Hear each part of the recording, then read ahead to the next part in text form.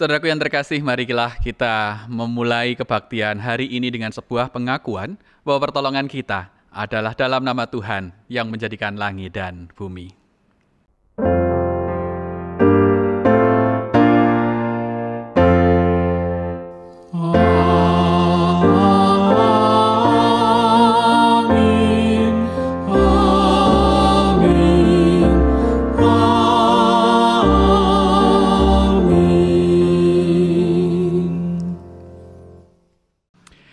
Kasih karunia dan damai sejahtera dari Allah Bapa kita dan dari Tuhan Yesus Kristus menyertai saudara sekalian.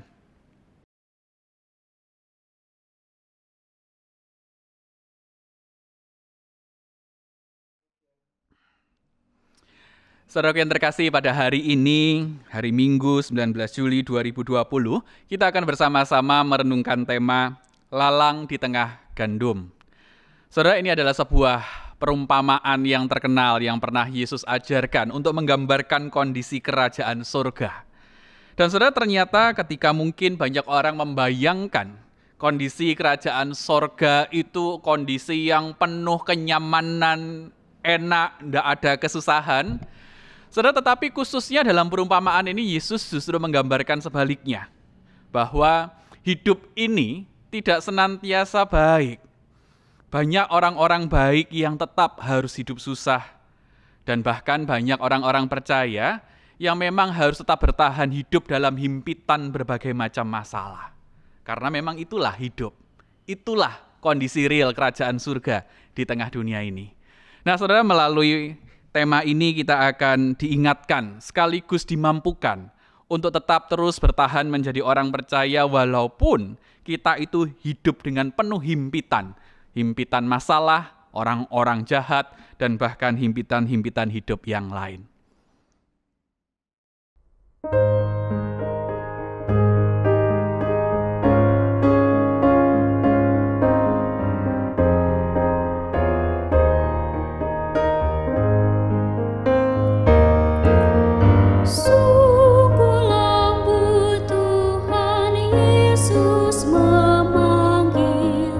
Memanggil aku dan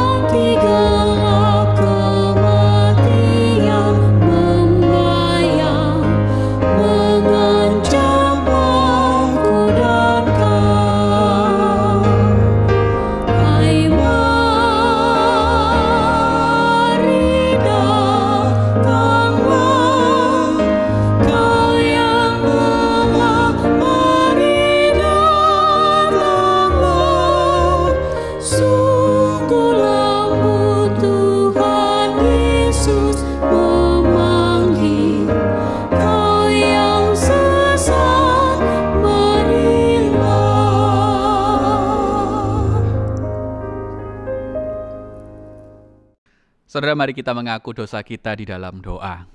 Mari berdoa.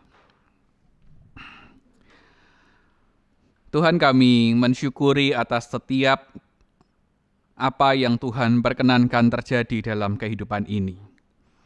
Walaupun kami mengakui seringkali tidak mudah ketika Tuhan mengizinkan kami untuk berhadapan dengan begitu banyak masalah. Di satu sisi kami tahu segala masalah himpitan hidup itu terjadi atas perkenan Tuhan pada kami. Tetapi kami juga menyadari, tidak jarang kami protes keras kepada Tuhan ketika masalah itu atau kendala-kendala itu mampir dalam kehidupan kami. Kami juga sadar bahwa acap kali ketika kami mengalami masalah-masalah itu, bukannya kami semakin dekat dengan Tuhan, tetapi kami justru memenuhi diri kami dengan kekhawatiran, kecemasan, dan pada akhirnya kami lupa bahwa kami punya Tuhan. Oleh karena itu, ampuni segala keraguan kami. Ampuni kami manakala kami merasa Tuhan meninggalkan kami. Dan kami mohon ampunan manakala kami marah kepada Tuhan atas setiap masalah yang terjadi dalam hidup ini. Dan oleh karena itu, tolong mampukan kami untuk boleh memandang masalah hidup ini dari perspektif ilahi. Mampukan kami juga untuk boleh menjalani setiap masalah dan pergumulan hidup ini dengan teguh dan tabah, menjalaninya bersama-sama dengan Tuhan. Ampuni kami Tuhan, ampuni kami. Di dalam nama Tuhan Yesus Kristus, kami berdoa dan memohon ampunan. Amin.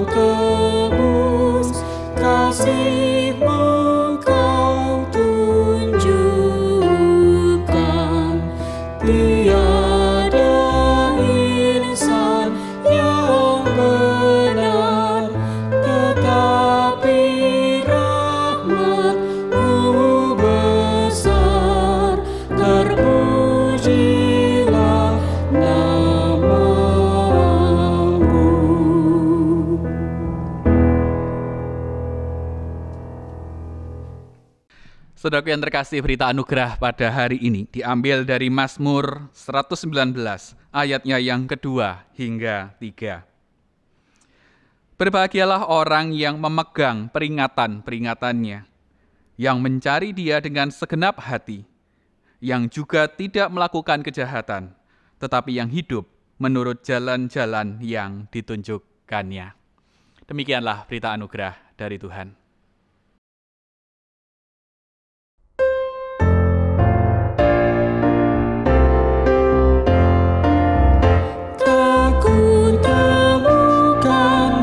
Dasar kuat tempat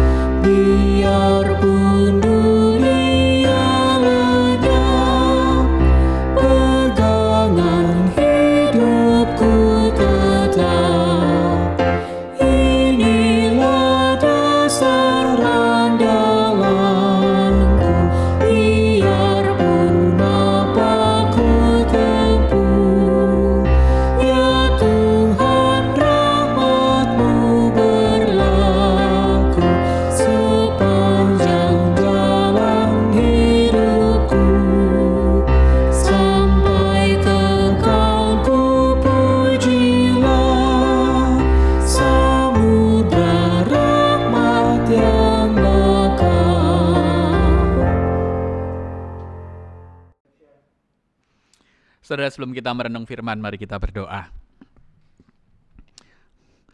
Tuhan, kami sebentar akan membaca dan merenung sejenak daripada firman-Mu. Mampukan kami untuk memahaminya dan sekaligus melakukannya dengan baik.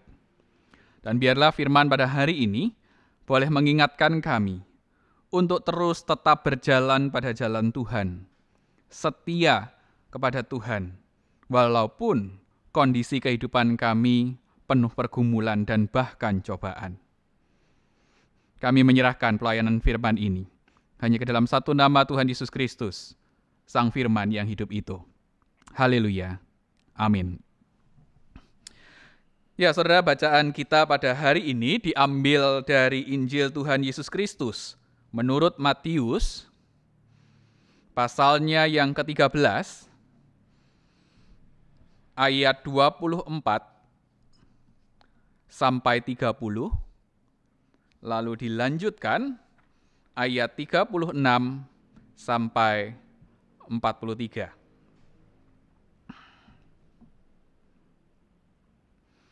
Demikian. Yesus membentangkan suatu perumpamaan lain lagi kepada mereka.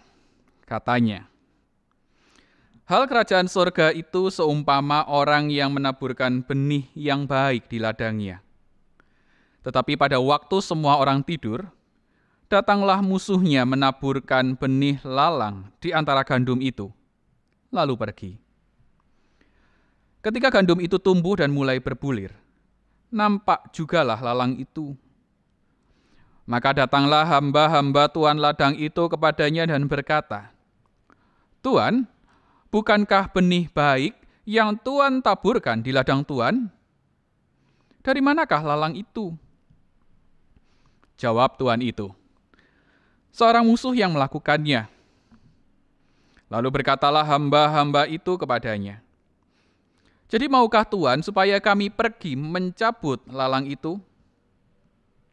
Tetapi ia berkata, jangan, sebab mungkin gandum itu ikut tercabut pada waktu kamu mencabut lalang itu. Biarkanlah keduanya tumbuh bersama sampai waktu menuai. Pada waktu itu, aku akan berkata kepada para penuai, kumpulkanlah dahulu lalang itu, lalu ikatlah berberkas-berkas untuk dibakar. Kemudian, kumpulkanlah gandum itu ke dalam lumbungku. Ayat 36. Maka Yesus pun meninggalkan orang banyak itu, lalu pulang. Murid-muridnya datang dan berkata kepadanya, jelaskanlah kepada kami perumpamaan tentang lalang di ladang itu. Ia menjawab, katanya, orang yang menabur benih baik ialah anak manusia. Ladang ialah dunia. Benih yang baik itu anak-anak kerajaan, dan lalang anak-anak si jahat. Musuh yang menaburkan benih lalang ialah iblis. Waktu menuai ialah akhir zaman, dan para penuai itu malaikat. Maka seperti lalang itu dikumpulkan dan dibakar dalam api, demikian juga pada akhir zaman. Anak manusia akan menyuruh malaikat-malaikatnya, dan mereka akan mengumpulkan segala sesuatu yang menyesatkan dan semua orang yang melakukan kejahatan dari dalam kerajaannya. Semuanya akan dicampakkan ke dalam dapur api. Di sanalah akan terdapat ratapan dan kertakan gigi. Pada waktu itulah orang-orang benar akan bercahaya seperti matahari dalam kerajaan Bapa mereka. Siapa bertelinga, hendaklah ia mendengar. Ya, demikianlah Injil Yesus Kristus. Berbahagialah kita yang mendengarkan firman Allah, yang memeliharanya, dan juga tentu saja yang melakukannya. Haleluya.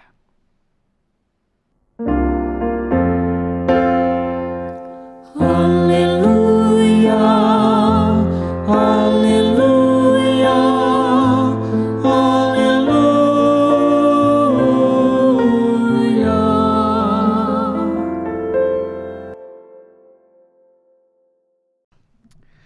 Saudara, pernah ada seorang jemaat yang mengeluh kepada saya demikian.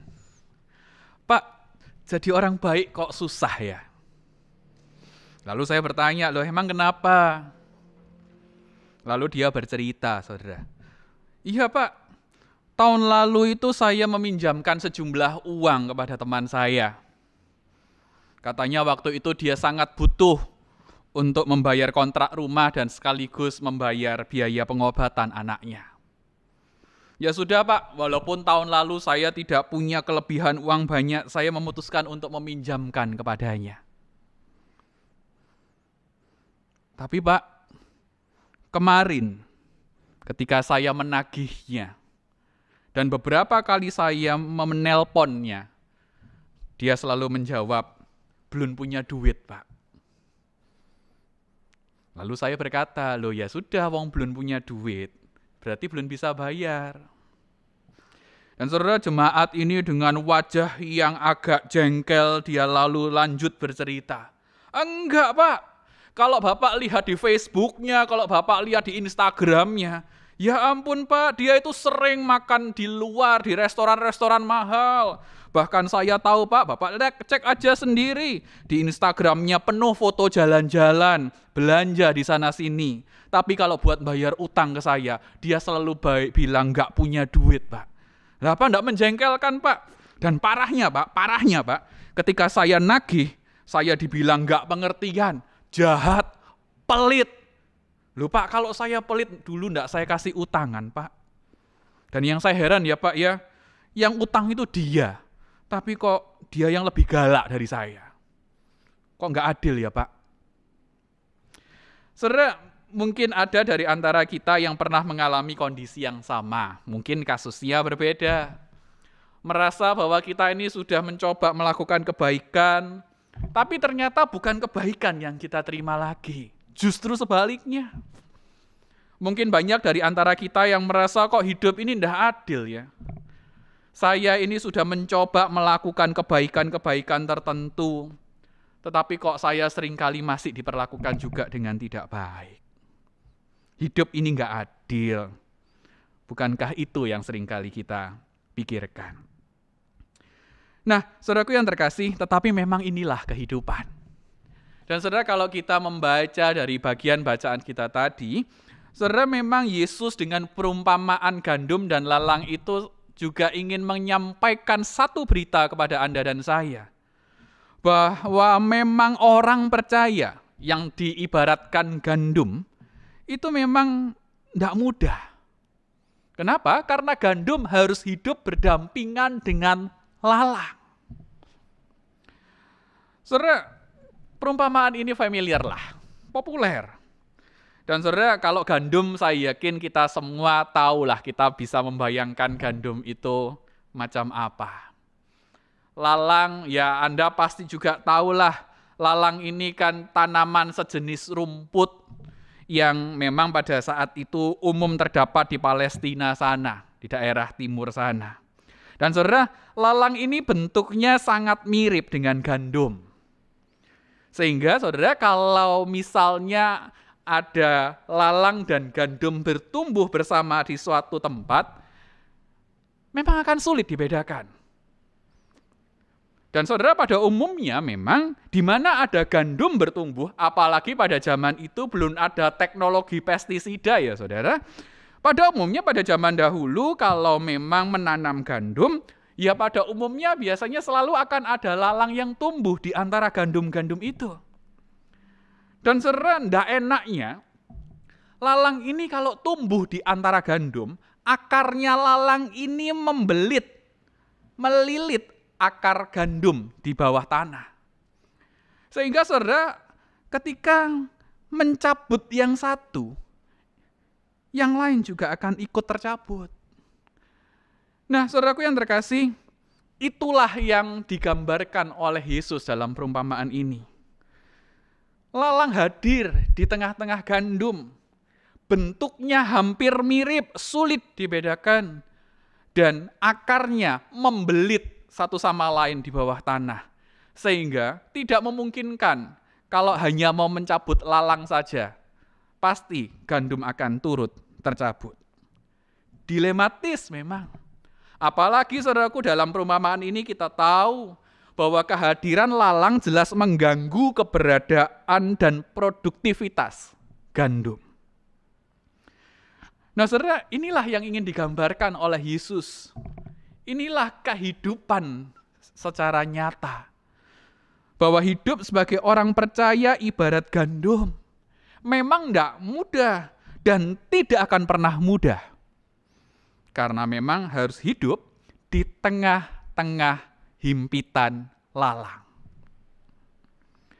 Dan saudara, ketika kita menjalani kehidupan seperti ini kan, seperti yang tadi saya sampaikan, seringkali kita merasa kok hidup ini tidak adil ya. Aku ini orang baik, tapi kok selalu dikerjain sama orang lain. Aku ini berusaha tulus, tapi kok juga ditipu terus. Kok Tuhan ini terkesan membiarkan orang-orang jahat ini ada toh? Kenapa kok Tuhan tidak singkirkan aja mereka semua? Mereka akan mengganggu dalam tanda kutip.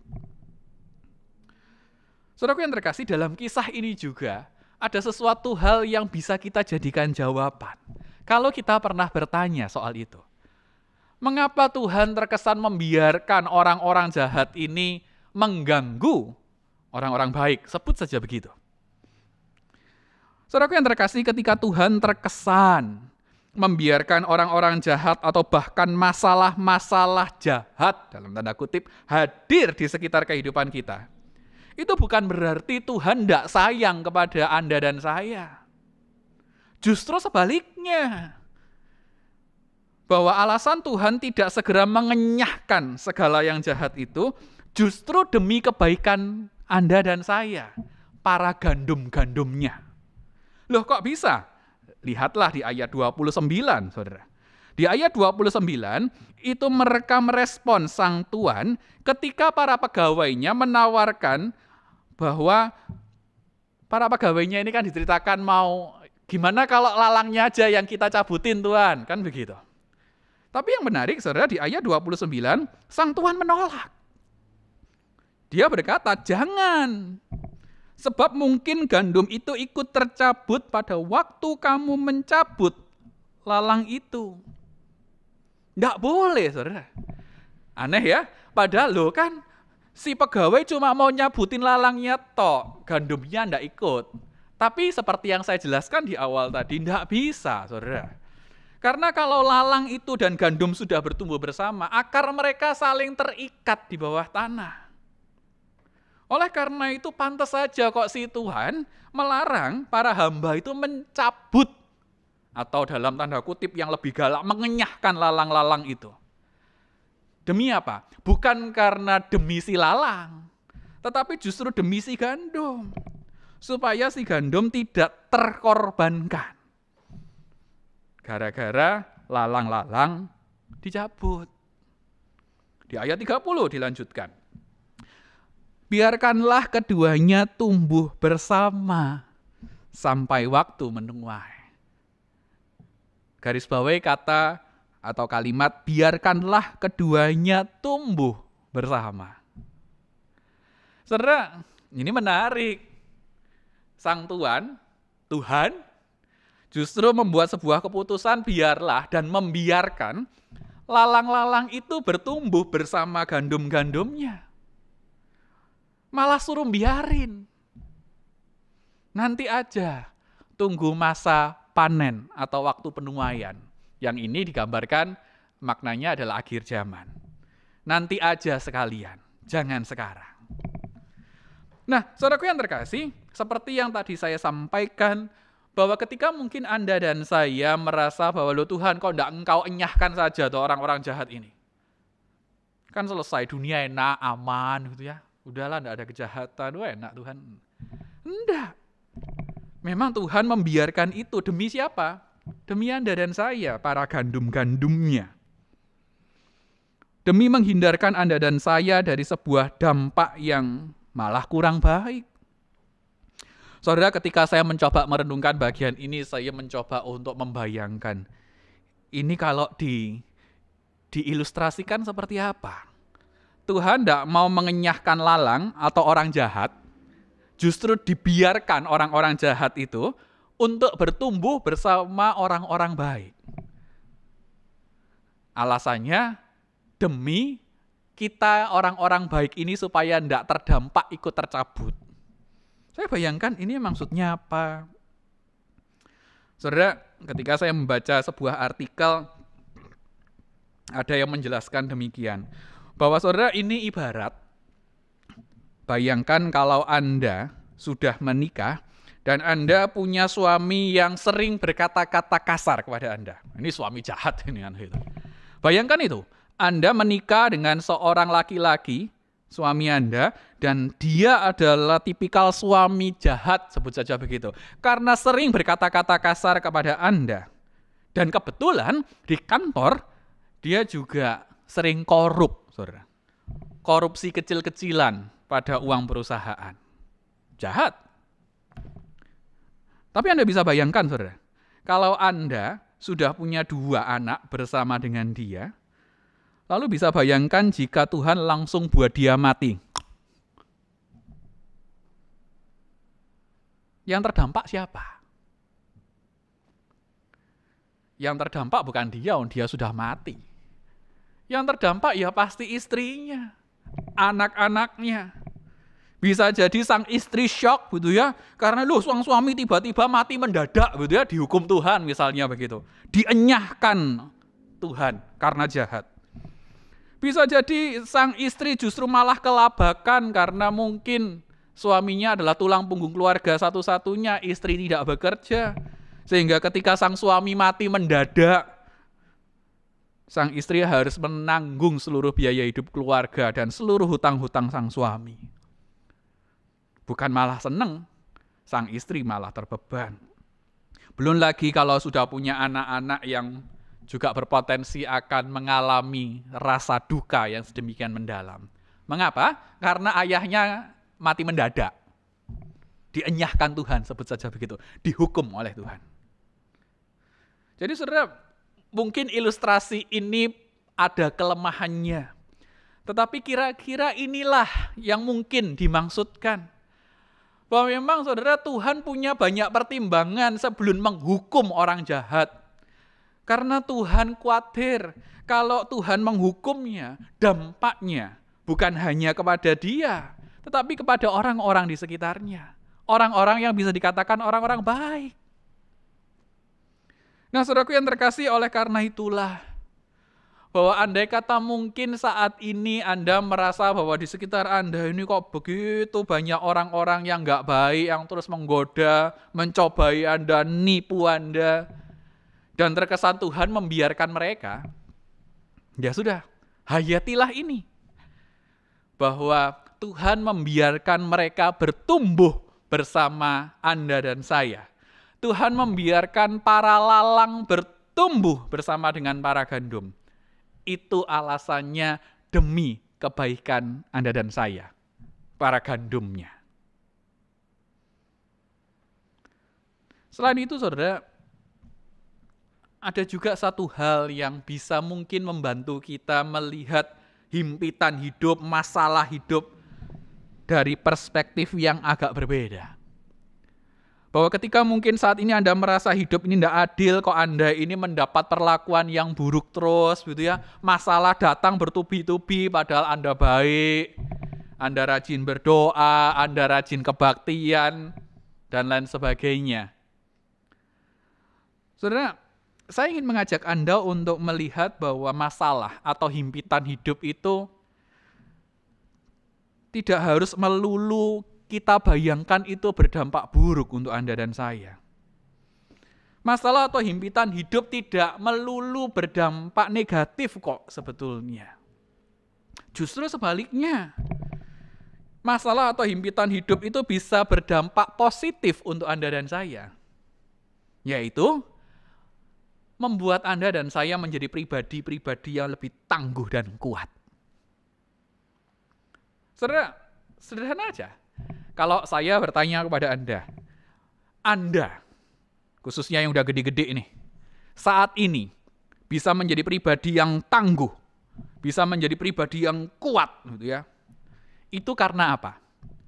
Karena masalah hidup atau karena kemudahan hidup? Ya karena ini streaming, saya tidak bisa mendengar jawaban Anda. Kalau saya jawabannya yang membuat saya lebih tangguh, yang membuat saya menjadi pribadi yang lebih kuat. Bukan kemudahan dan kenyamanan hidup, tetapi justru kesulitan demi kesulitan yang saya alami dalam hidup ini. Masalah-masalah hidup inilah yang membuat saya, dan mungkin Anda, menjadi pribadi yang lebih tangguh dari waktu ke waktu, lebih kuat. Beban hidup yang ada pada pundak kita inilah yang membuat kita menjadi lebih kuat dari waktu ke waktu. Saudara, gampangannya begini. Kita bisa mengatakan seseorang kuat itu kalau manakala dia berhasil mengangkat beban tertentu, bukan? Dan tentu beban yang diangkat harus cukup berat. Saudara, semakin berat beban yang bisa diangkat oleh seseorang, maka dia akan semakin layak kita katakan kuat. Saudara, kalau saya berkata kepada Anda, saya ini kurus-kurus gini kuat loh. Anda pasti akan meminta bukti bukan kepada saya. Oke, buktikan Pak Yoel kalau memang Pak Yoel kuat. Dan saudara, kalau saya ingin membuktikan kekuatan fisik saya akan dengan mudah. Oke, saya angkat mimbar ini sendirian, misalnya. Ketika saya berhasil mengangkat mimbar besar ini sendirian, maka Anda baru bisa mengatakan, wah iya ternyata Pak Yoel kuat beneran ya. Artinya apa? Saudara, untuk bisa mengklaim diri bahwa aku ini kuat, harus ada beban yang kita angkat. Saudara, kalau tidak ada beban yang harus kita angkat, saudara, kita itu tidak akan jadi lebih kuat. Saudara, kalau Anda tahu olahragawan, para pelari, angkat besi, saudara, mereka bisa bertahan berlari ratusan meter tanpa henti. Itu pasti karena persiapannya bukan karena mereka sering tidur, tetapi karena mereka berlari lebih lama, sehingga mereka bisa lari lama. Para atlet angkat besi juga bisa mengangkat berat ratusan kilo. Juga pasti melatih diri dengan mengangkat beban yang semakin lama semakin berat, sehingga ujungnya dia bisa dikatakan sebagai seorang yang begitu luar biasa. Karena bisa mengangkat beban yang bahkan lebih besar dari berat badannya sendiri. Jadi saudara, itu masalah dan himpitan hidup adalah batu uji untuk menilai Anda seberapa kuat. Dan tanpa masalah, tanpa himpitan hidup, kita tidak akan punya waktu untuk melatih kekuatan dan ketangguhan kita. Nah, oleh karena itu, hai para gandum, bersabarlah dan tetaplah teguh. Tetaplah bertumbuh dalam segala himpitan para lalang. Hidupmu saat ini mungkin susah. Hidupmu mungkin saat ini merasa, waduh kok terhimpit masalah macam-macam ya, gitu ya. Tapi ujungnya jelas kok. Kalau mungkin saat ini hidupmu susah karena terhimpit banyak lalang, ujungnya jelas bahwa dalam kisah ini, para gandum Allah akan beroleh tempat di lumbung Sang Tuhan, tidak dibuang ke api. Ujungnya jelas kok, saudara. Nggak usah khawatir. Tetapi itu kalau kita merasa diri kita gandum. Nah, saudara, kenapa kok saya ngomong begini? Karena biasanya kalau perumpamaan ini kita baca, kita kan langsung pasti akan klaim bahwa, oh ini antara gandum dan lalang. Aku gandum. Sekarang kalau saya tanya pada Anda yang mana? Anda gandum atau lalang? Saudara, kalau saya ditanya begitu ya bingung ya. Gandum itu kan orang-orang yang benar, orang-orang yang imannya konsisten, yang setia, gitu ya, yang baik luar biasa. Lalang kan pribadi yang sebaliknya, pribadi yang senengannya ngerepotin orang lain, jadi batu sandungan buat orang lain, nyakiti orang lain, nyakiti para gandum. Saya bayangin saya lebih mirip yang mana ya? Mungkin saya jadi lalang, saudara. Duh, Pak Yuel kan pendeta, iya. Ya saya harus diakui kadang kumat baiknya iya. Tapi kadang ya jahatnya ada, saudara. Dosa kan tetap natur kita. Makanya kalau mungkin Anda mengklaim diri, oh aku gandum kok. Ya sudah, puji Tuhan. Tapi bagi Anda yang mungkin saat ini terhenyak, iya ya, jangan-jangan yang dimaksud gandum itu bukan aku. Jangan-jangan aku ini lalang. Cilaka, saudara. Dan kalau itu yang terjadi, maka mungkin kita senasib. Atau bisa jadi ada kemungkinan kita, jangan kita deh, saya, itu adalah perpaduan dari keduanya. Gandum iya, lalang iya. Saya enggak berani klaim bahwa saya cuma gandum titik. Bukan lalang, bukan. Lalang tidak ada dalam diri saya. Enggak berani saya, saudara. Nah, saudara, kalau tadi di awal khotbah Anda mungkin memposisikan diri sebagai gandum, maka khotbah saya akan terasa menyenangkan, bukan menghibur Anda di awal sampai hari saat ini.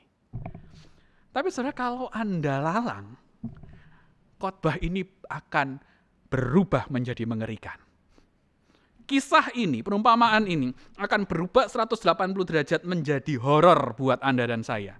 Para lalang, orang-orang yang imannya jatuh bangun, orang-orang yang kesetiaannya kepada Tuhan masih diragukan, orang-orang yang gemar melukai orang lain, orang-orang yang masih dikuasai keegoisan, orang-orang yang masih menikmati dosa-dosa tertentu. Tapi saudara, jika mungkin saat ini Anda merasa diri Anda lalang, maka sih saya tetap mengatakan bersyukurlah. Kenapa?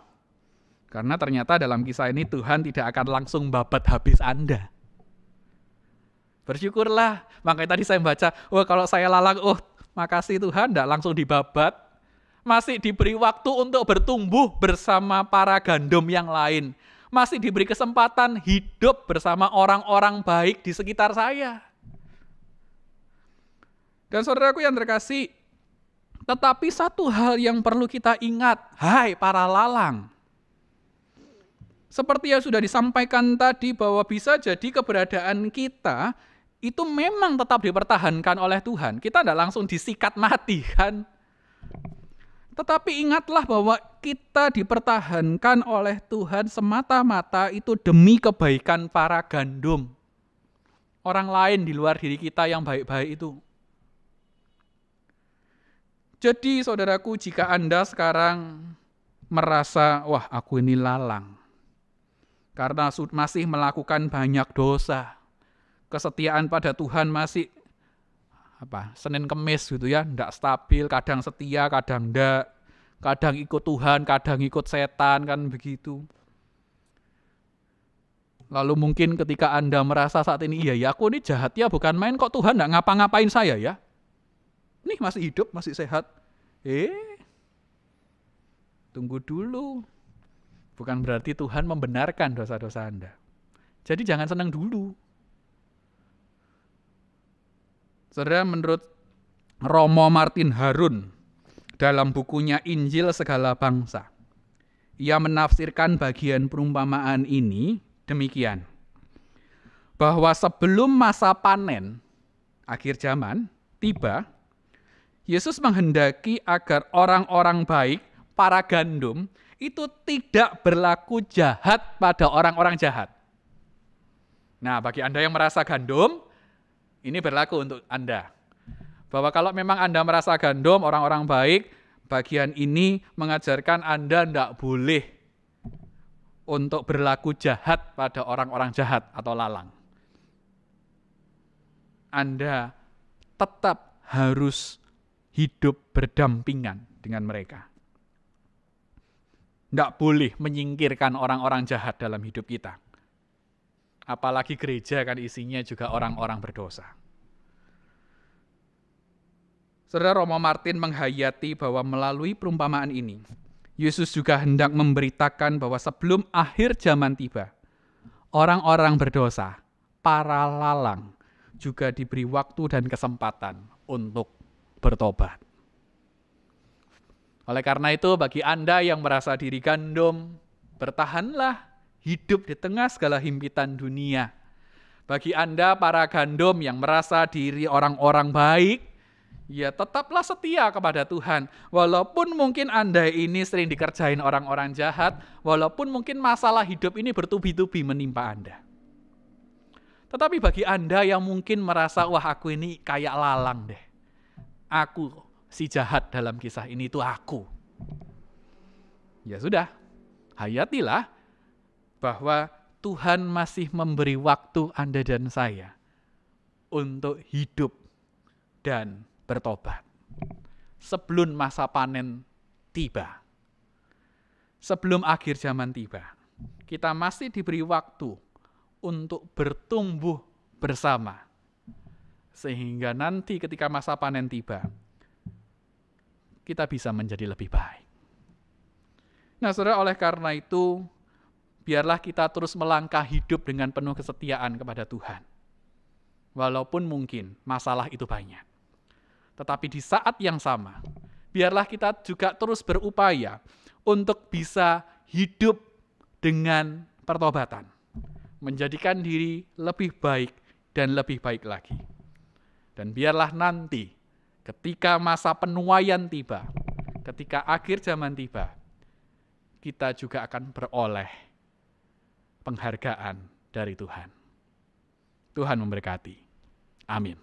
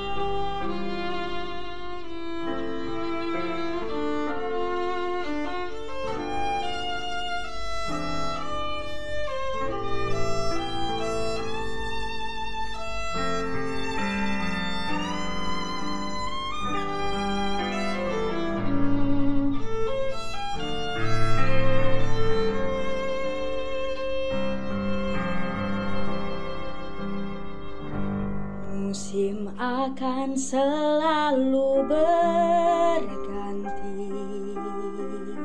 kasih Tuhan tetap abadi,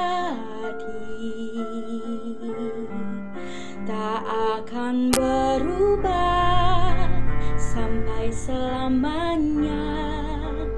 Ku tetap percaya. Yakin Tuhan memberkati, ku yakin Tuhan melindungi,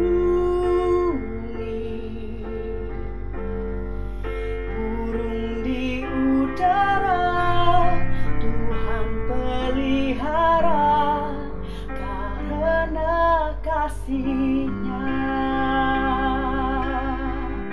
Tuhan selalu menolongku,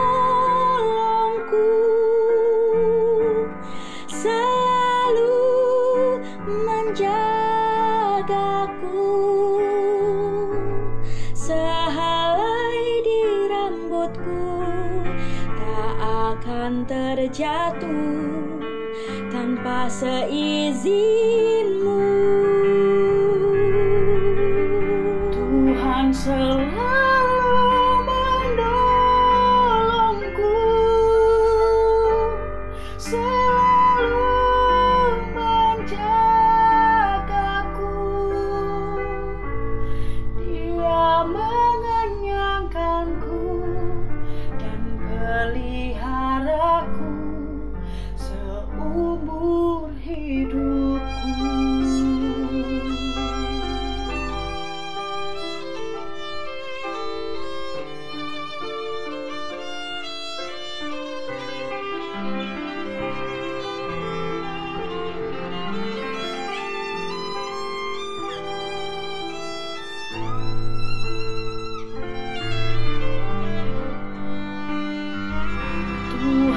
selalu menolongku,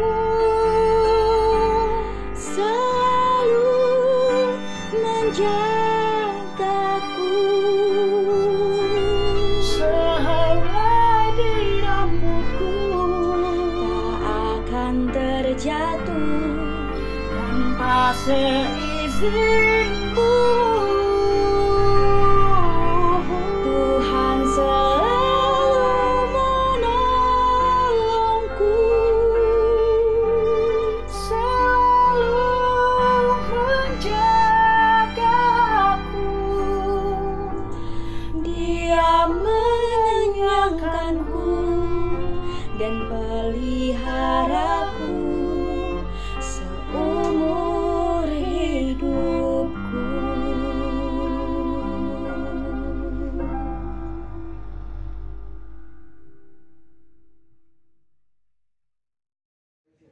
Marilah bersama dengan umat Allah di masa lalu, masa kini, dan masa depan, mengingat pengakuan iman kita menurut pengakuan iman rasuli. Aku percaya kepada Allah, Bapa yang Maha Kuasa, Khalik langit dan bumi, dan kepada Yesus Kristus anaknya yang tunggal Tuhan kita, yang dikandung daripada Roh Kudus, lahir dari anak darah Maria, yang menderita sengsara di bawah pemerintahan Pontius Pilatus, disalibkan, mati dan dikuburkan, turun ke dalam kerajaan maut. Pada hari yang ketiga, bangkit pula dari antara orang mati, naik ke surga, duduk di sebelah kanan Allah, Bapa yang Maha Kuasa, dan dari sana ia akan datang untuk menghakimi orang yang hidup dan yang mati. Aku percaya kepada Roh Kudus, gereja yang kudus dan am, persekutuan orang kudus, pengampunan dosa, kebangkitan orang mati, dan hidup yang kekal. Jemaat yang dikasih, saatnya kita akan menaikkan doa syafaat. Mari kita berdoa. Bapa yang baik, Bapa yang kami percaya melalui anak-Mu Yesus Kristus. Terima kasih Bapa buat kasih-Mu dan pemeliharaanmu saat ini Tuhan. Kami berdoa untuk bangsa dan negara kami, dari pusat sampai ke daerah Tuhan, yang akan mengambil langkah-langkah lebih cepat dan tepat untuk menanggulangi COVID-19 ini. Tuhan, kami juga teringat akan tim medis dan para medis, para gugus tugas dan relawan yang terus melayani pandemi ini. Kiranya kasih Tuhan selalu menyertai mereka dalam setiap langkah mengambil keputusan dalam pelayanannya Tuhan. Kami juga berdoa untuk setiap ODP, PDP, OTG, dan yang positif yang dalam perawatan, biarlah Tuhan sendiri memberi kekuatan dan kesembuhan. Kami juga berdoa untuk kebutuhan APD dan lain-lain yang diperlukan oleh rumah sakit, biarlah Tuhan yang mencukupinya. Tuhan, kami juga teringat akan ilmuwan dan para peneliti yang sedang berupaya untuk menciptakan vaksin penangkal COVID-19 ini Tuhan. Biarlah Tuhan selalu campur tangan dalam penelitian dan pada waktunya mereka akan berhasil menemui vaksin penangkal COVID ini Tuhan. Tuhan, kami juga berdoa untuk dampak COVID-19 ini Tuhan, yaitu perekonomian global yang melemah. Banyak tenaga kerja yang terdampak dan kehilangan pekerjaan dan penghasilan.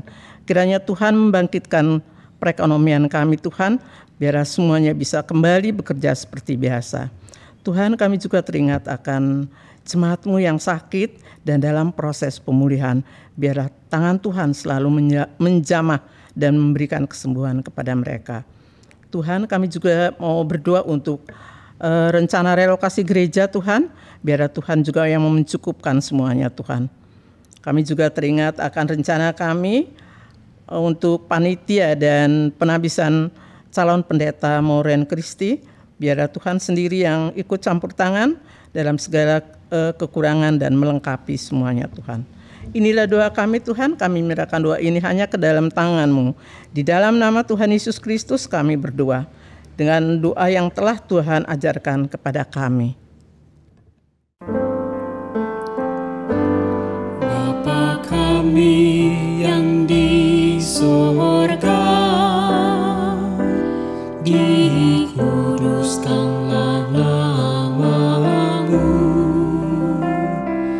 datanglah kerajaan-Mu, jadilah kehendak-Mu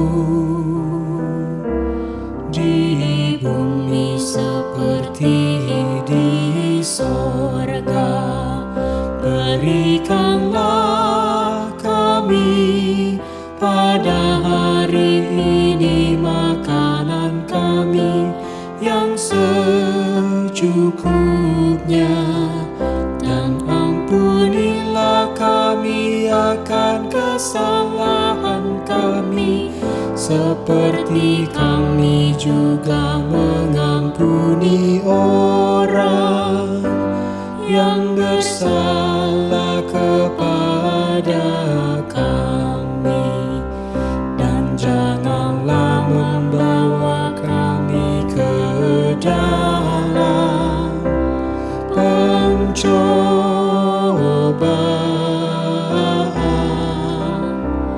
tetapi lepaskanlah kami daripada yang jahat.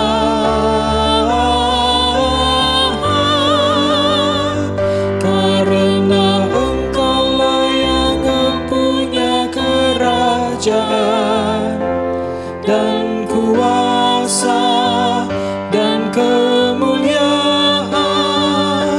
sampai selama-lamanya. Amin. Saatnya jemaat akan memberikan ucapan syukur berupa persembahan.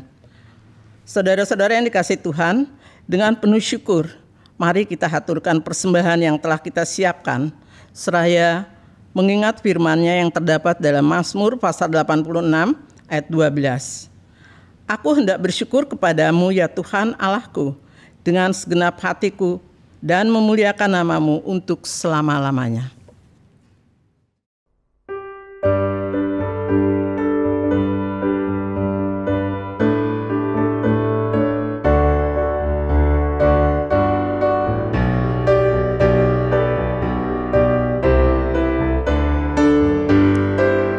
Bersukacitalah yang kalis hatinya, dan salib Kristus Rajamu terus tanjungkanlah. Bersukalah, nyanyikan syukurmu. Seumur hidupmu, kemana kau pergi, sepanjang pagi dan petang, baik suka pun pedih. Bersukalah, nyanyikan syukurmu.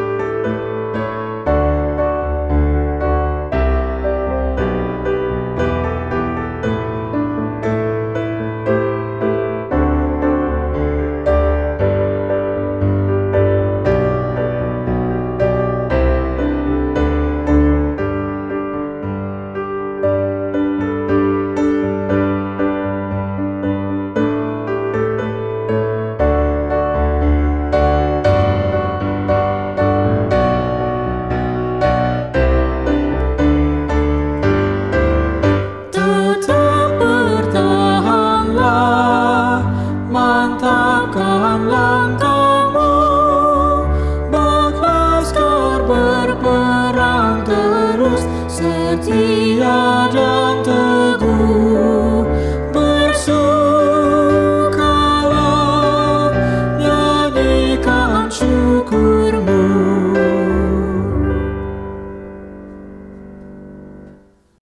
Saudaraku yang terkasih, hiduplah dalam kasih karunia dan damai sejahtera dari Allah Bapa. Jadilah saksi Kristus bagi dunia, serta nyatakan karya Roh Kudus dalam kehidupanmu.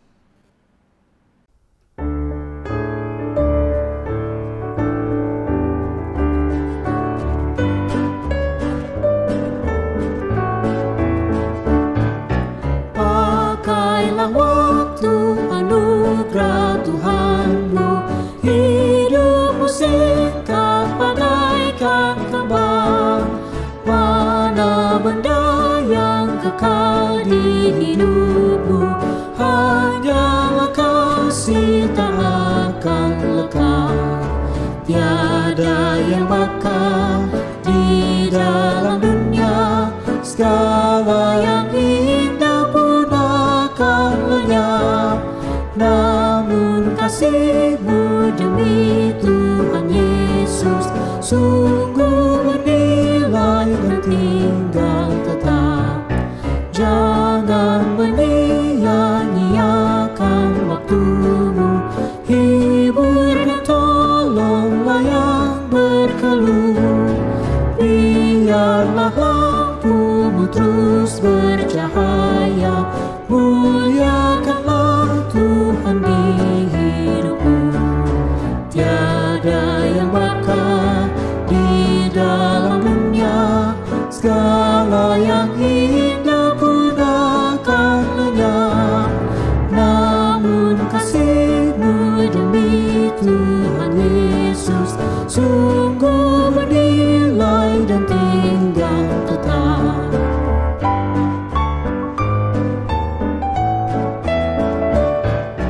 Karya jari-Mu demi Tuhan Yesus kan dihargai benar olehnya. Kasih yang sudah Kau tabur di dunia, nanti Kau tuai di sorga mulia. Tiada yang bakal di dalam dunia, segala yang indah pun akan lenyap.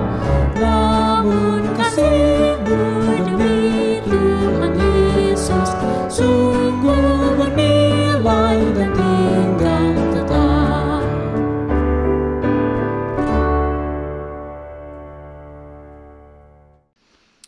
Saudaraku, sekarang arahkanlah hatimu kepada Tuhan dan terimalah berkat-Nya. Tuhan memberkati engkau dan melindungi engkau.